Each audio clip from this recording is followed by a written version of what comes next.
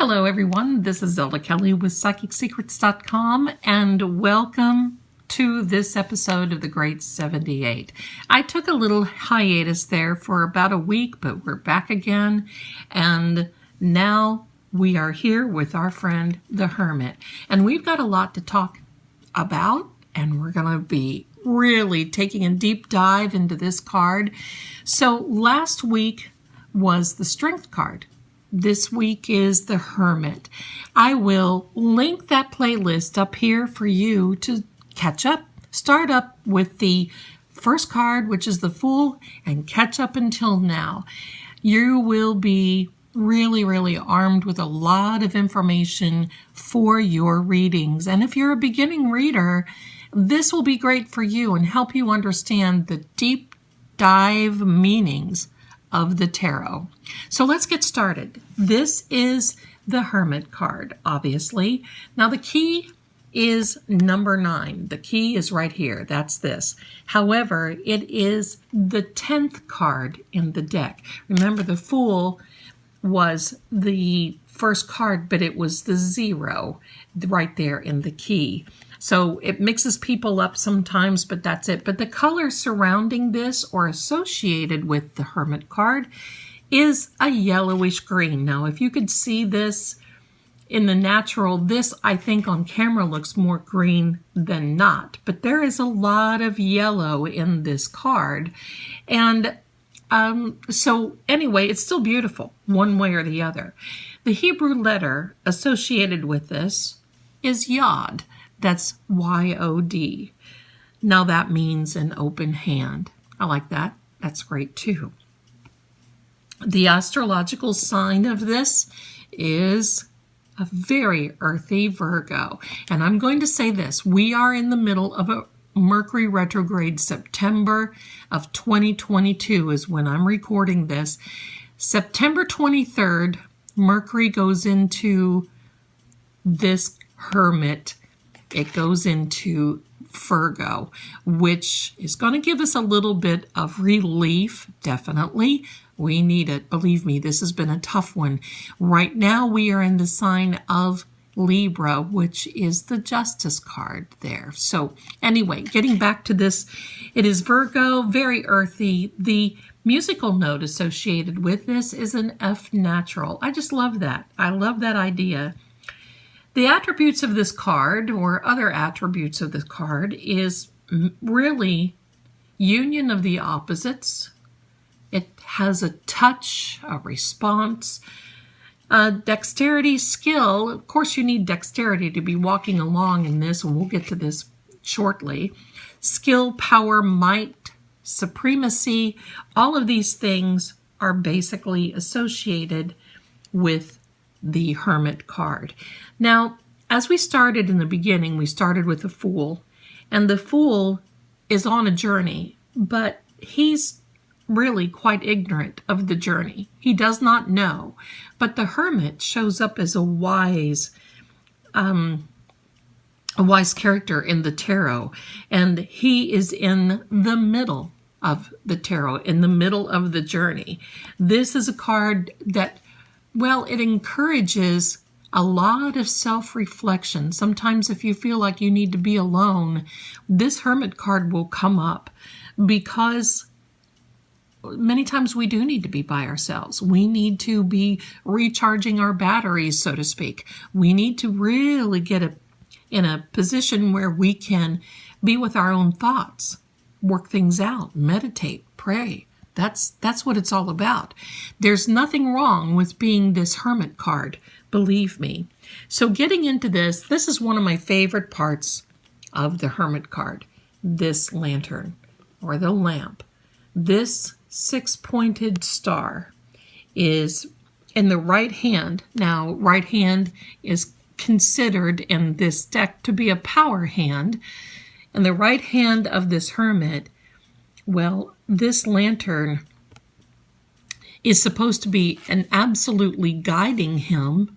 We're going to talk about that first. It does not illuminate the entire journey, only the first few steps that the Hermit is taking. So an enlightenment can mean that you don't know the entire journey, you don't know the ending, but it only gives you an enlightenment of where you are right now. So this star, let's get back to the star because I love this. This six-pointed star is the seal of Solomon. And you know Solomon has a lot of wisdom. And that's what it means as far as that is concerned. It's basically the individual wisdom of this hermit. What a great character this fellow is.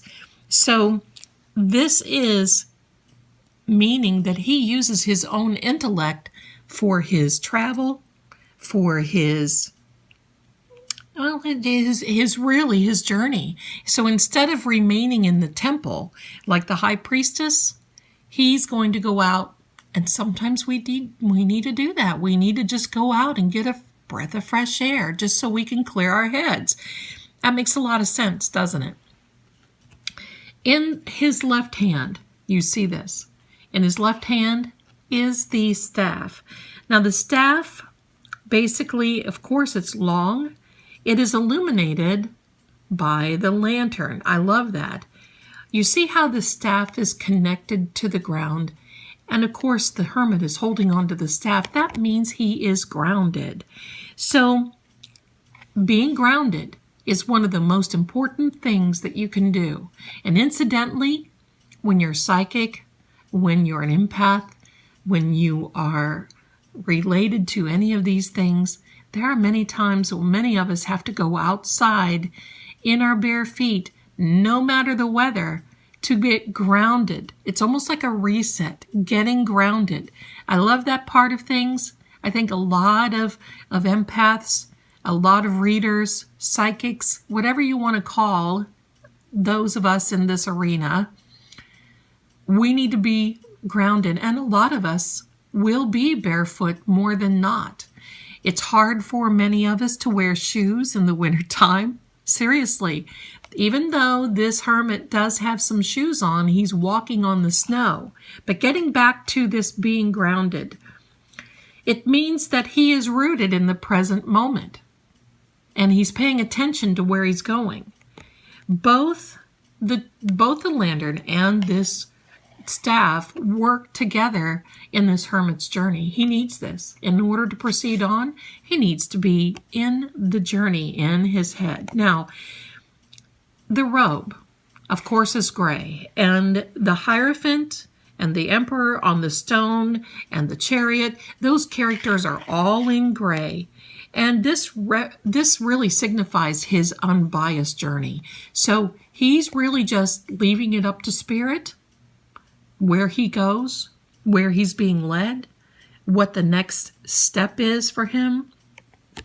He does not have a preconceived notion or an agenda.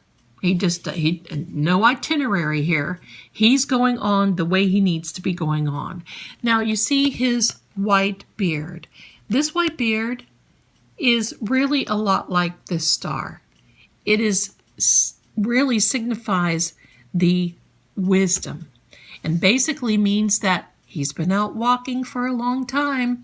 And this really means that, well, I love this because he's not concerned about where he's really going. It's where he's going to be and what he's learning and what the present moment is.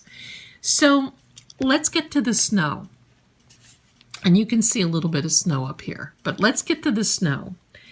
This really reiterates the hermit's unbiased journey, just like his gray robe.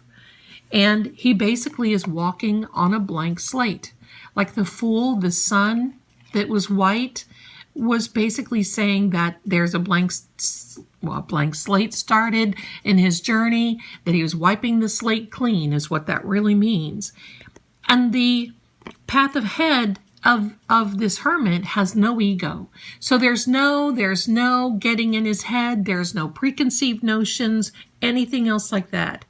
The snow basically also tells us of how far he has come, because you know snow can be on a mountain. Even in the dead heat of the summer, that means that he has climbed the mountain. and has learned a lot.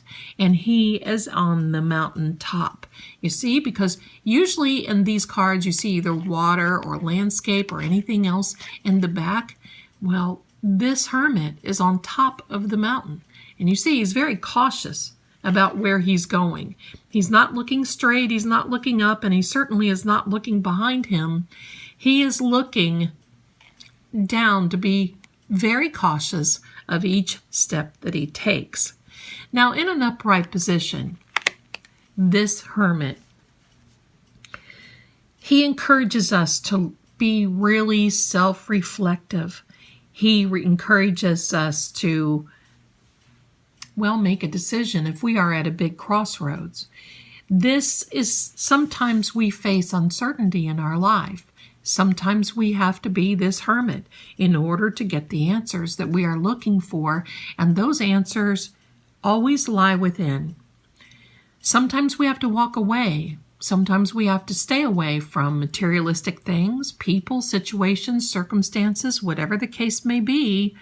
But it is important for us to be aware and self-conscious of our journey and how important it is in this journey of life that we are taking. We basically are in an area of self-discovery. It means that we're gaining wisdom. That's the most important thing. Now, here's the thing. You know, I do not read reverse meanings, all right, or upside down. But let's talk about that just for a couple of minutes.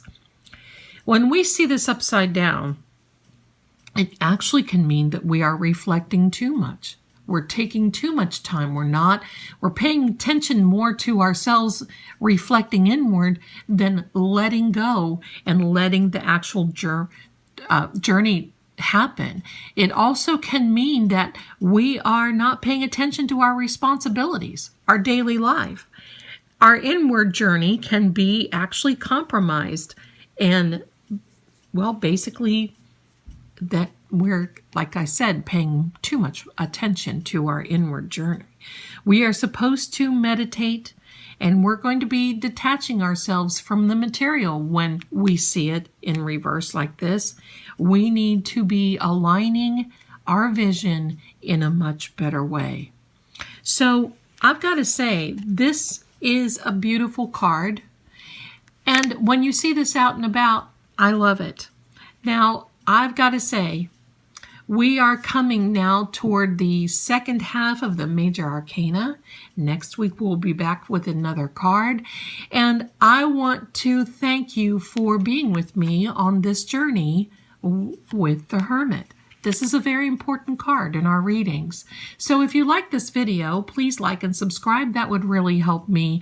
And I appreciate you so much being here. If it weren't for you, well, I wouldn't be here. So thank you so much again.